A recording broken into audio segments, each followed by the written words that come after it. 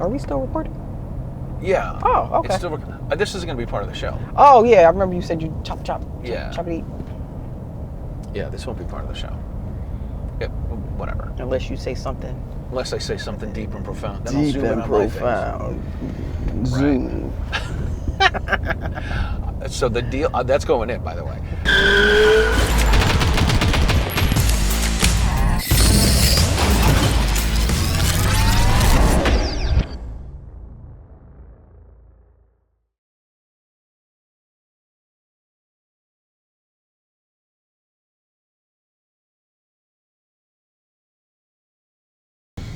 All right, ladies and gentlemen, before we start this episode of Riding Shotgun with Charlie, if you are new to the YouTube channel or the Rumble channel, please subscribe there because that is always good for things YouTube and Rumble related.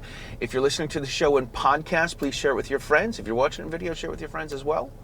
If you are looking for a new cell phone service, you can check out Patriot Mobile. I am an affiliate there.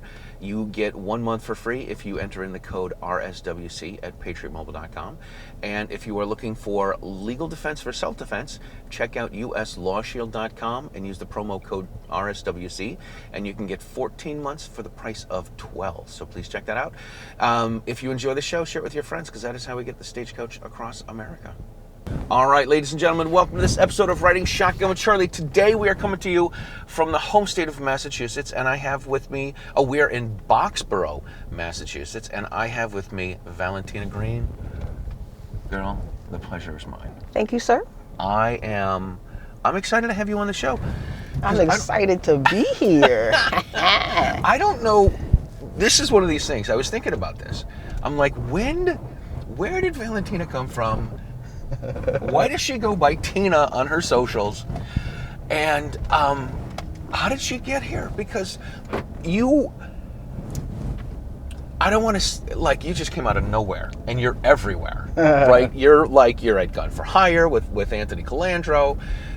You're traveling around the country. You're speaking at all sorts of events. We were at the Sig Academy last weekend for the GOA's National Women's Range Day. Big fun. Like, you were everywhere. How does this happen? Because I don't know how to sit still.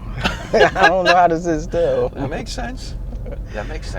All right, let's talk about you. How did you? Where'd you grow up? I grew up in Newark, New Jersey. Newark, New Jersey, a very gun-friendly place. Oh yeah, the best. Absolutely the best. Oh my gosh. Did you grow up as in a pro-gun house, a non-gun house, a gun agnostics? My dad, interestingly, disabled vet. Yeah, God bless him. Then became a police officer. Mm-hmm. Then went into additional government services. So there was always guns in the house. Yeah. But I was raised in the house where your father said, don't do this or don't touch this, and I didn't. And you didn't, right. So the guns were there, but it was never a push to get involved. So I was like, oh, okay. That was it. That was it. Never took you shooting? Never took me shooting. I don't know if that was a thought on his part. He's like, I don't know. I don't know if I need to put a gun in her hand yet. Right. But it never was cleanings, books around the house. I saw it. It registered, but I didn't take any like big interest. I went to camp. I was always outside somewhere. Right. But shooting, for some reason, it never happened when I was younger, growing up in my house. Okay, that's cool. So what do you do with yourself? Where do you go to college? Where do you go to school? What do you do for a living? Well, I'm still in Jersey. Okay. Love Jersey. I went to Rutgers University in Newark. Got married. I work in government. I'm going, actually this month will make my 24th year in government. Wow. Yeah, I work social services, training and employment, training. Interesting. Right. Oh, imagine that, helping people and training people. Yeah, I've been doing that majority, just about every career or job that I've had has been in and around training and mentoring and empowering other people. So that's cool. I was getting led to. It's right. So I don't know what you know about me, but I hate blowing my cover, but I've been an instrumental music teacher for 20 years, and all I do is teach little kids how to play instruments. Beautiful. So when it got to the point where I became a gun guy and I was interested in firearms, John Green, a good friend of mine from the Gun Owners Action League, director of education there, he's like, hey, you should come help teach classes because you like teaching and you like guns. Okay, what do I need to do? Win-win. Yeah. So how do you become a gun gal? Interesting story. For like I said, I was in government. Yeah. I started frontline. Thought this is how I can help my community doing this. So started, wound up becoming a director of a particular social service agency. But greater levels, higher devils. Really? So I like that. needed to find a way to manage the stresses. I was married. I had a child. I was trying to run an organization and still figure out who I was. So I was struggling. And my friends saw that I was looking for, I needed something. Everything couldn't be family or work.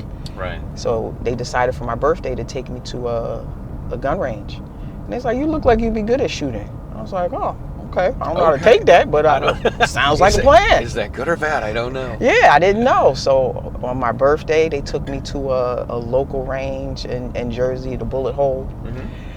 Gave me a quick run through, and Charlie, I'm gonna tell you, the minute that cartridge left that firearm, I was like, more.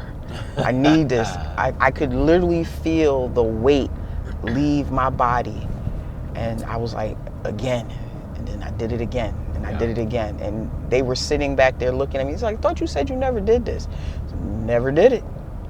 He said, I can't tell. So after that, it's on a roll.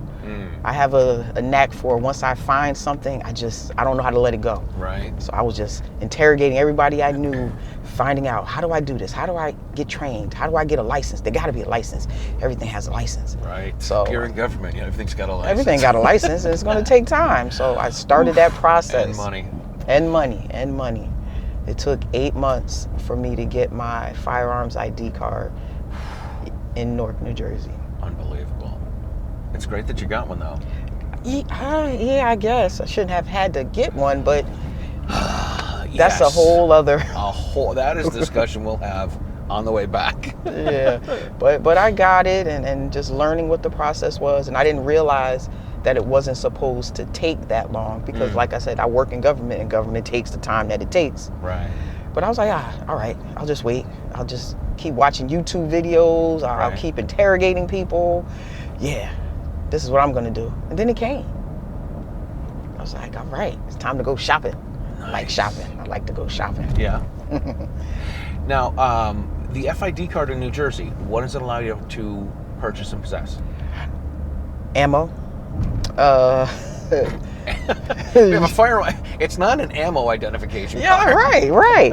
But you needed to purchase ammo, long guns, pistols, but interestingly enough, you have to get an additional permit for pistols, for right? pistols, you gotta get yes. a PIP?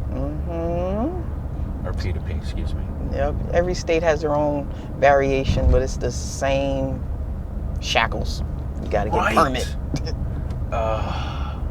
It's nuts. It is. It is. All right, so 8 months to get your permit. What's your first purchase? I went to this mom and pop spot in Jersey City, and the first person that sold me a gun was a woman. So I thought it was normal. She was very knowledgeable, very friendly. First handgun I bought was a Glock 45.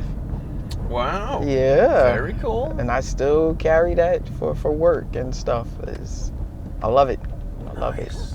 And then my second one was a Mossberg 500. Excellent. You're going right down the checklist of things that everybody needs to own. Yeah, you need a shotgun. Check. You need a shotgun. Check. It's got to be a Mossberg 500. Yeah. So those are the first two. Awesome. So how often do you start shooting? How often you go into the range? How does it progress into becoming an instructor? So once I got those, I was going probably every other week, because then I had the shopping bug. So I was like, okay, I got this. I still had 2 more permits. So I went shopping again. So I wanted to go to a different store. So I was looking for different places, online, looking. And I came across this magical place called Gun for Hire.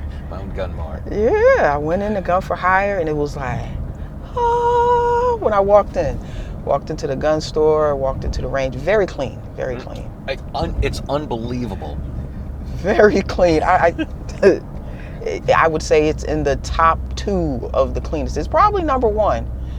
But I was like, even the bathrooms are clean. I digress. But I go in. This is important because I became a gun guy. I got a gun license in 2002, and I joined the local place. And they had a cinder block building that was forever old. It had a bathroom where you could probably catch something, not a sexually transmitted disease, but some other disease. A bathroom transmitted disease. Yes, it was nasty, and there were holes in the wall that you could see right outside. Not that there were peeping toms or anything like this, but it would bring in the cold air in the winter. Okay. And it was natural air freshener. Right, natural air freshener. Let's go with that. And it was very not appealing to. I wouldn't be appealing to women for sure. Yeah, my first experience, it was, and I'm okay with that cinder block, but to go to a place that's nice and welcoming, because if you're brand new or you're scared, you need that level of comfort. Yeah, so absolutely. I walked in, I was like, okay, all right, I like this. I went in the store, so ooh, more. So I went in a couple of times, I looked around. Everybody in the Gun for Hire is amazing. Nice, pleasant, welcoming, knowledgeable. So I was like, okay. So I went a couple of times, but the thing that I didn't see at that time, because people are on vacation, I didn't see anybody that looked like me. Right. And I was like, okay, all right. But I figured the first person that sold me a gun was a woman, so they're just on vacation. They got to be here somewhere. They're here somewhere. Right. I just didn't see them that day. But on that day, probably pretty much like any other day, I had an opportunity to meet the owner. He was just in there, meeting everybody, greeting everybody, very welcoming. So that was my first encounter with Anthony Calandro. Little did I know that this man would become a mentor to me. Totally. Yes. Totally. And he was like, why don't you come work here? And I was like, sure. Not that I didn't have a full-time job and a husband and a child, but he was like, come on. And I was like, you know what? All right. And with him being welcoming and just realizing that, okay, this is where I need to be. So that's what I took on a new career as a range safety officer. I wanted to be in a place where I could learn and interact with different people that was in this space. Yeah. So what better way to start? What better place to start? Oh my gosh. Right. Oh my gosh. Yeah, I remember the first time I met Anthony. I'd been listening to Gun for Hire for almost since the beginning, if not since the beginning, but almost since the beginning. And I used to make videos playing the trumpet with one hand and shooting a gun with the other. And I did one for Anthony's birthday with a cigar in my mouth. Oh. Right? So I'm playing the trumpet, cigar in my mouth, shooting a gun. And I sent it to him and I tagged him on the socials and all that. And I went into Gun for Hire. I was going down to interview Ken Blanchard. And I stopped at Gun for Hire range because I stopped at a rest area and wanted to see how far it was. It wasn't far from where I was at. So I'm like, I'm going to go by. I'm just going to go by and I just want to say hi. So I went in and I talked to the concierge. I said, hey, I just want to... See what you said? Concierge. Concierge, right. Concierge. Not the front desk. Not the front desk, concierge. So I went in, I said, hi, I'm just a fan of the show. I want to say hi to Anthony if he's around. And they're like, okay, hold on a second. And then he pops his head out of the window and he's like, you're the guy that plays the trumpet and shoots a gun, aren't you? I'm like, yes. He's like, hold on a second. And he comes out with t-shirts and hats and stickers. He's like, here's some stuff for you. What are you doing in the area? I'm like, I'm going to interview Ken Blanchard. He's like, tell the Rev I said hi. I'm like, oh, did I just get a special handshake? You did. I don't know what's going on here. And then I had the two little angels on my shoulders. One's like, tell him you emailed him to see if he wants to be on your show. And the other one's like, don't bother him at all. So this guy won out. And I said, I'm starting a show. I'm interviewing people in the car. And he's like, I said, I'd love to have you on. He's like, when are you going to be around? I'm like, tomorrow night. He's like, here's my number. Call me. Yep, that sounds like, no just way. right. It's unbelievable. Yeah, he's the best. Definitely, he is the tip of the spear. Yeah, and totally. I feel like it was God at play, putting me in that place at that time, at that moment, to see and experience. because what I thought wasn't there was like the catalyst to make me want to step into that space even more, because I was already getting into the gun space, right? But because I didn't see something, I was like, well, I'm pretty much a person that, like, I don't want to just complain about things. Yeah. I want to do my part, be the change I want to see in the world. So I said I didn't see anybody that I could identify with, or that I felt like reflected me. Right. Let me be that person, because if I didn't see it, somebody else might decide, well, there's nobody that looks like me, so I'm gonna leave. So I'm gonna leave. And I don't want that to be the case, because Right. gun people are good people. Gun people are good people. So just because you don't see anyone that necessarily looks like you doesn't mean this is not a space for you. Right. And if they don't, you just make your own space. Absolutely. That's it. This is what you've done. Yeah. So you become an RSO at Gun for Hire. Where does that lead to? So I'm in there because I figured, what better way to learn more than to be there and helping other people, because you always learn when you're teaching other people. Right. That has been my experience. So I'm in there meeting wonderful people from all over the country, coming in there, people that are new shooters, people that are seasoned shooters, people that think they're shooters, just in there interacting, having a good time, making sure that they're safe. I was feeling good, and I was learning a lot, meeting a lot of people. But then August 2024, I felt like I wasn't doing enough, because I always feel like I'm never doing enough. I said I wanted to start an organization that helped introduce women into firearms. That's how it started. But it's become so much more. Yeah. So what did you have to do to become an instructor? Practice. I researched different places, because there are a lot of places, a lot of instructors. Yeah. You can throw a dart and you can hit Oh my gosh. so many instructors. So I found a school that worked with my schedule, because that's another thing, that worked with my budget and my schedule. I went, I took the course, and I was like, all right, I can do this. And I had plenty of role models around Gun for Hire. I was like, all right, I think I can do this. The fact that I want to do it is reason enough that I should do it.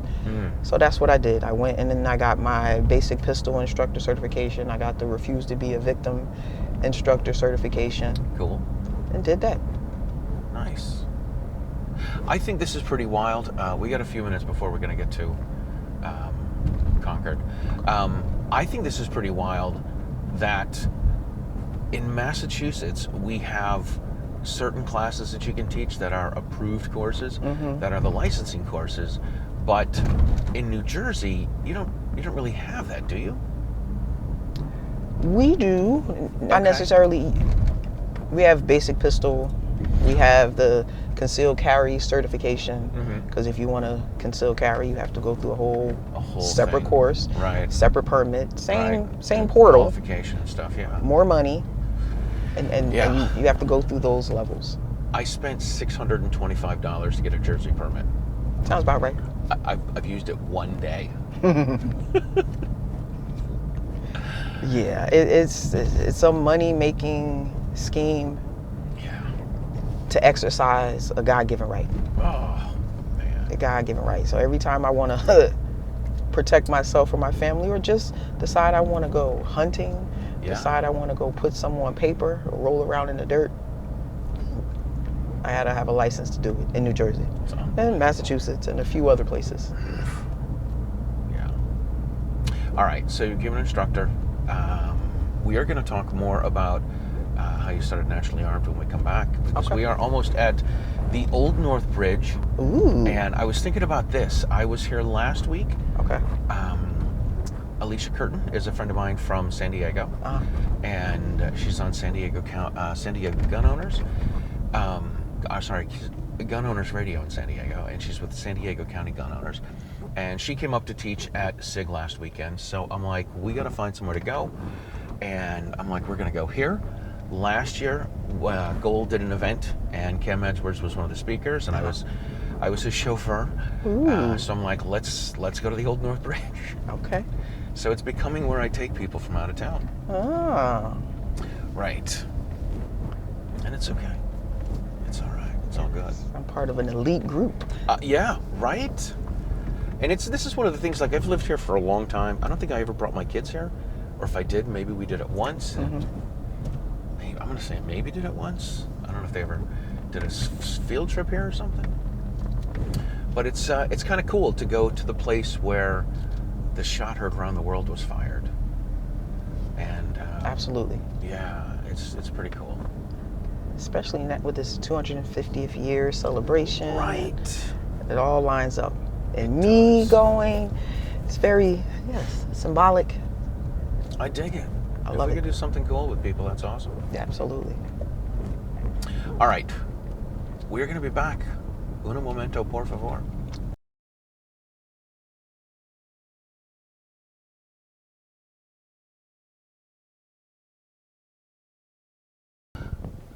All right, ladies and gentlemen, we are back. We are leaving the Old North Bridge in Concord, Massachusetts, or Concord. And we just... Concord? Concord. Okay. Concord. Concord. Concord. Concord. Okay. Come on, Concord, kid. Come Okay. on. What, are you not from here? Not at all. And we're going to go back to get you to your hotel. Yeah, so you can continue about your day. So we were talking about you. You just became an instructor. How did Naturally Armed get started after this? Yeah, so August 2024, I was in there moving and grooving, but I felt like I wasn't doing enough for my community. Mm-hmm. So I decided I wanted to start an organization where I could educate, encourage, and empower other people to step into this space. Firearms was that space for me, but it's become so much more. Yeah. So that's what I do. I do workshops, I do one-on-one range buddy sessions. I call them range buddy sessions. Nice. Safety first, confidence follows. I get you Oh, comfortable. Confidence comes after that. I get you on paper, and then we really start what that conversation, what that journey is. Yeah. And I help you on that way. All right, how did you pick Naturally Armed for a name? Naturally Armed. I'm plant-based. So I like being outside. You're a vegetarian? No. Okay, because when people say plant-based, this is what I'm assuming. I don't eat meat. I don't eat Okay. dairy. So plant-based. Now, All right. for years I ate meat. I have nothing against eating meat. I just opted for right now that that's not what I'm going to be doing. And it's been about 6 years that I haven't. Good for you. But again, Naturally Armed. It's not just about firearms. It's about knowledge. It's about resources. Just the overall wholeness of a person. Gotcha. Being the most perfect version of yourself. Not perfect, but the most perfect version of yourself. I like that. So That's what pretty I came up cool. with the name. So you hold all kind of classes. You take people. I'm going to say people, but mostly women. Mostly women. I tell the men I do not discriminate. If you come to my stuff, you're there as eye candy, but everybody's welcome. That is very sexist. You shouldn't make men feel like a piece of meat. No, candy, not meat. Oh, candy. candy. There we go. That's right. You're plant-based. Plant-based. No, but it's geared towards women and children, but men are there. Women's empowerment does not exclude men. All the men that come to my events or support me, because I have a tremendous support team, they're there because they recognize the importance of empowering women. Because you empower women, you empower the world. So Awesome. And you do events. I do. Like, you have a lot of stuff going on. So last night, I wish I got a picture of this. You had your table all set up. You had, like, coloring pictures for kids. Yes. You got your 2A gun bunnies. I don't know how Tony Simon feels about that. That he's got stuffed dolls made of him. Yep. the biggest chocolatest gun bunny I know. So you got a lot of that kind of stuff. Yeah. My idea is I want to come at an issue from multiple angles. With younger kids, I like to keep stuff simple. Actually, with everybody, I like to keep it simple. Yeah. Stop, hands up, run, tell a trusted adult. Cool. With children, I find that tell them what they can do, not what they can't, Right. and then show them what they can do. Okay. So that's with the coloring things, the buttons, and the gun bunny. So I have that. I do workshops for youth. I have some virtual workshops coming up because it's a conversation. Everybody may not be ready to step into the range, but they might be ready for a conversation in their home. So I can come to your home via Zoom.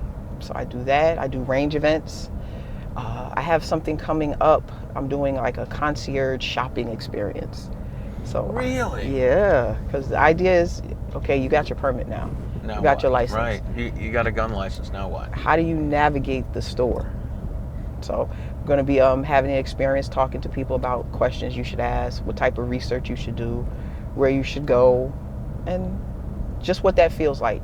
Empowering people to take that next step, because we've got you to get your permit. You've taken the class. And again, you shouldn't have to get a permit, but you got one anyway. But now, what do you pick? A lot of times people say, oh, you got to get this, especially if you're a woman. Oh, get this pink gun, get this little tiny gun. The old philosophy was pink it and shrink it. Yeah, no, not at all. I talk to people about picking what fits for their body, and we're all different.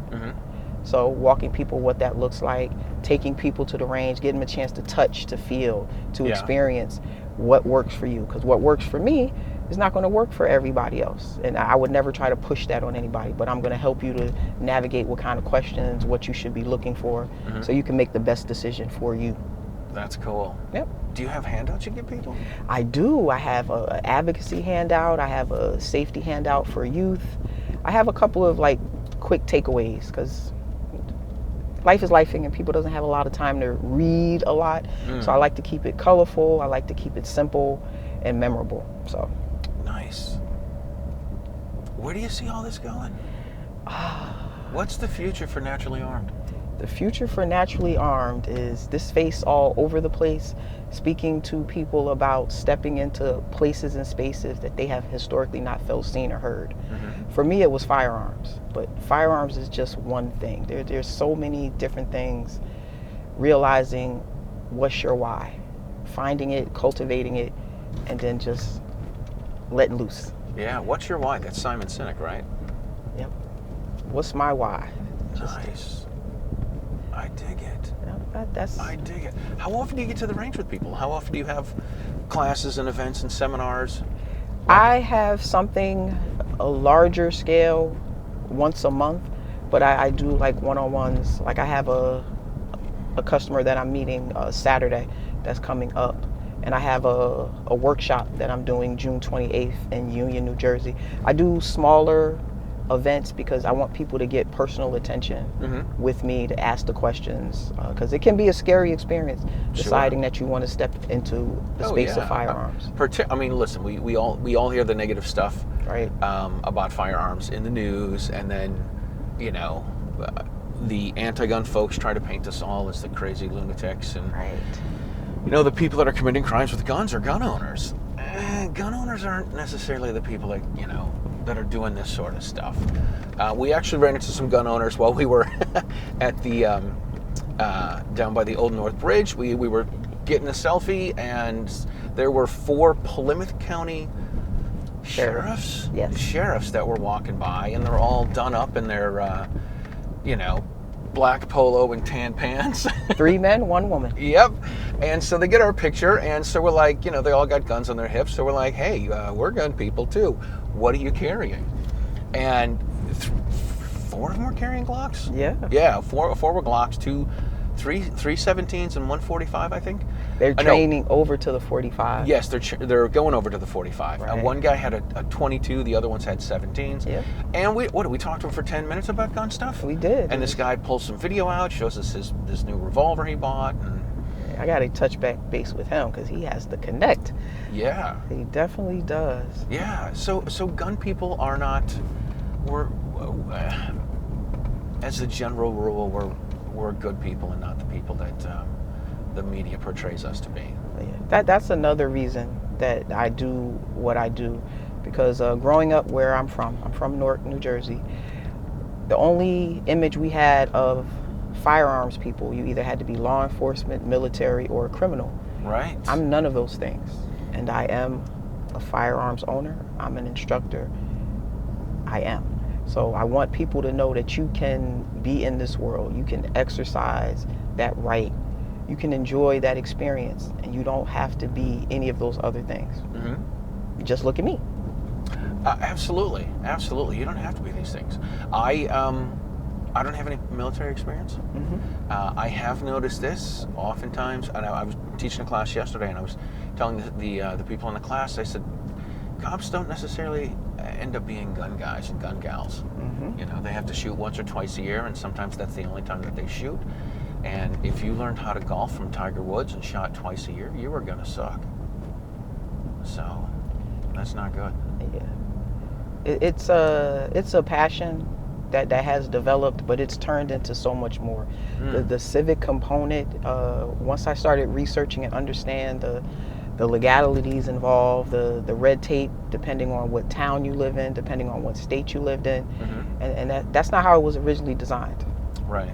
So just bringing that information to the community, and it doesn't matter. Look like me, don't look like me, it doesn't.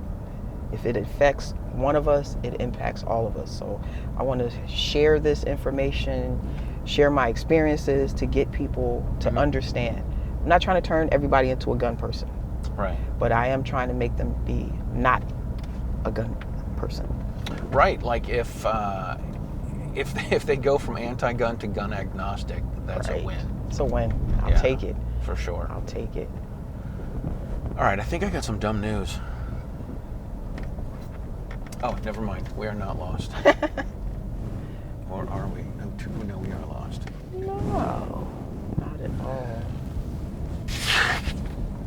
We are lost. See this? What did I tell you on the way here?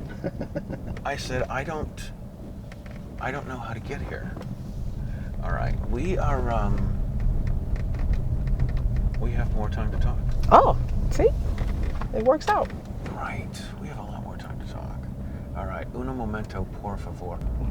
I thought I would impress you by not putting the directions in. No. And I'm like, this road is going to lead us back to the big rotary in Concord. And it did not. It just means we have more time to talk. We have more time, absolutely. All right, so what are some fun things that have happened when you're working with one of the students? What are some like weird things, any light bulb moments? Anyone have anything that where they couldn't believe that how things ended up, how they ended up going? I know you were talking about the first time that you shot, and you're like, boom, one shot, and you're like, oh, this is it.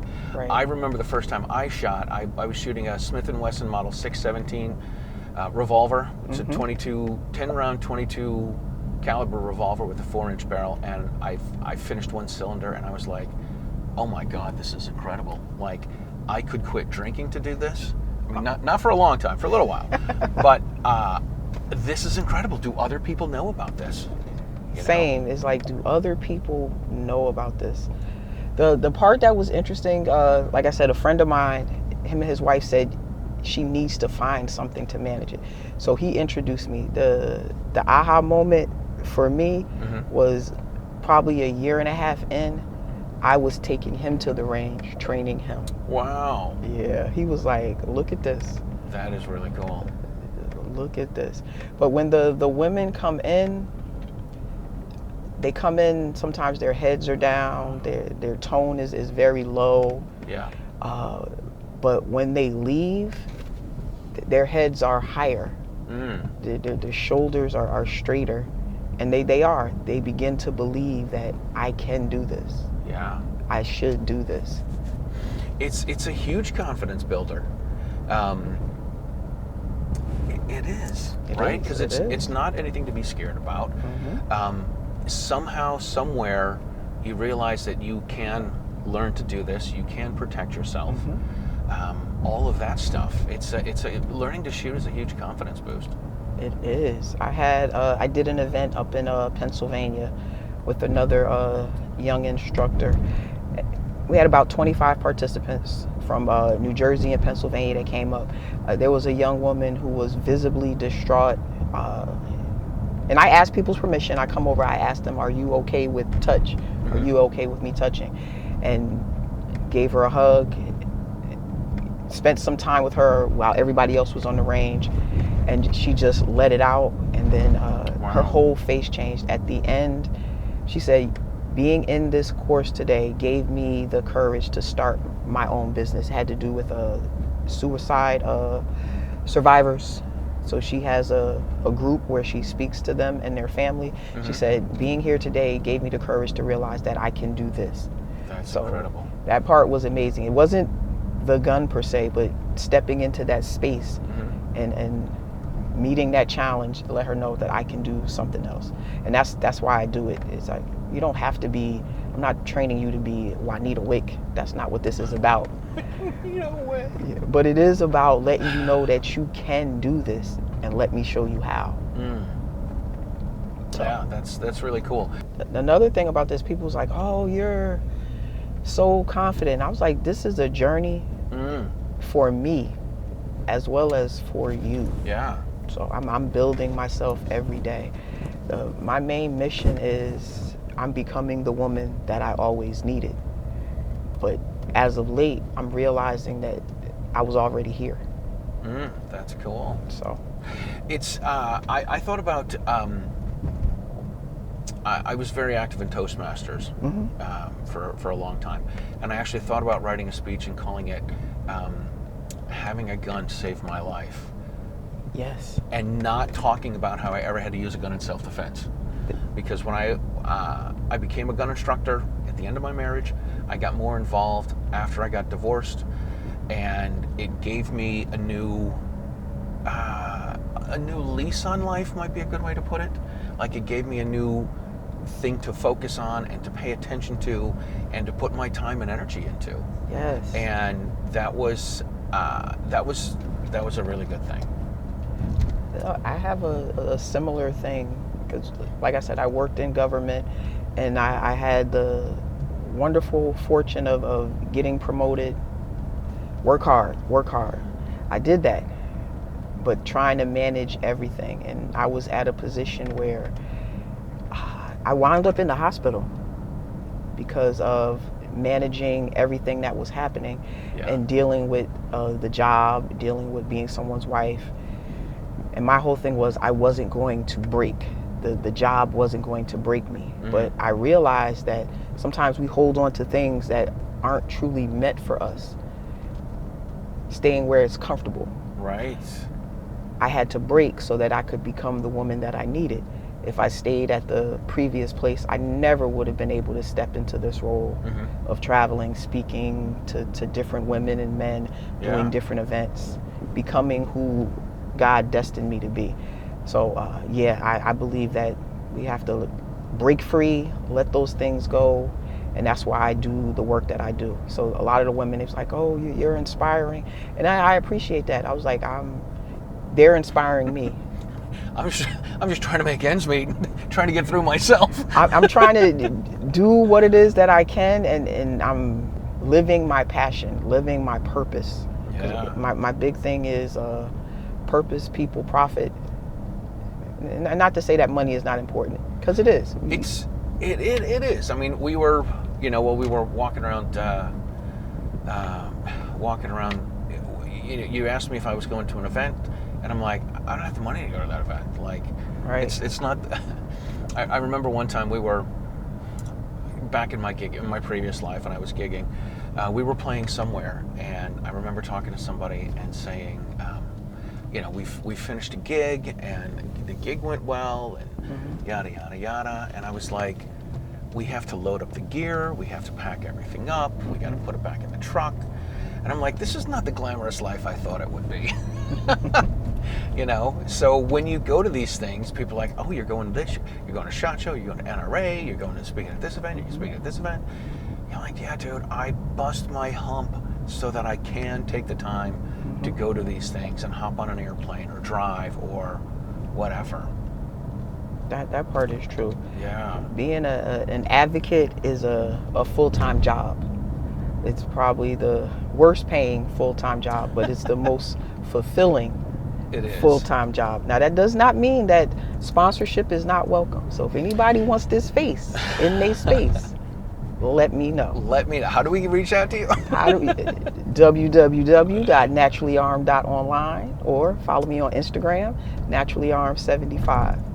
But yeah, if the mission is really to bring more people into this space, you should be showing people, regular people, in this space. That's me. I'm a regular lady. So awesome. it's important to have different faces so that people can, when they look, they can see themselves in that person. And that would encourage them to maybe become a competitive shooter, maybe take that first basic pistol course, or maybe try trap, skeet. Need to have regular faces out here doing these things, regular Americans standing up, speaking up, doing the work. This is awesome. All right, listen, let's button it up. Okay. This has been great. Where can people find you and all the stuff that you're up to? Oh, if anybody's looking for me, you can follow me on Instagram, naturallyarmed75, YouTube, Naturally Armed, or you can visit my website, www.naturallyarmed.online. All right. Give me a moment here. We gotta get around this corner. Thank you so much for being on the show. Thank you for having me. The pleasure was mine. Yes, I have awesome. gotten to ride shotgun. I know. I need to come up with something. Need to come up with something to give people. Anyway, listen, we thank you guys for tuning into the show. We're going to put some links to all the Valentina stuff down below. If you have not subscribed to the YouTube channel or the Rumble channel, please do. I'm pushing Rumble because YouTube's giving me a hard time about stuff. Anyway, you can check out the show in podcast form. If you are not a member of the Second Amendment Foundation, you can join them at a link below. It's saf.org. If you made it this far, you should share it with your friends because that is how we get the stagecoach across America. We will see you guys next time.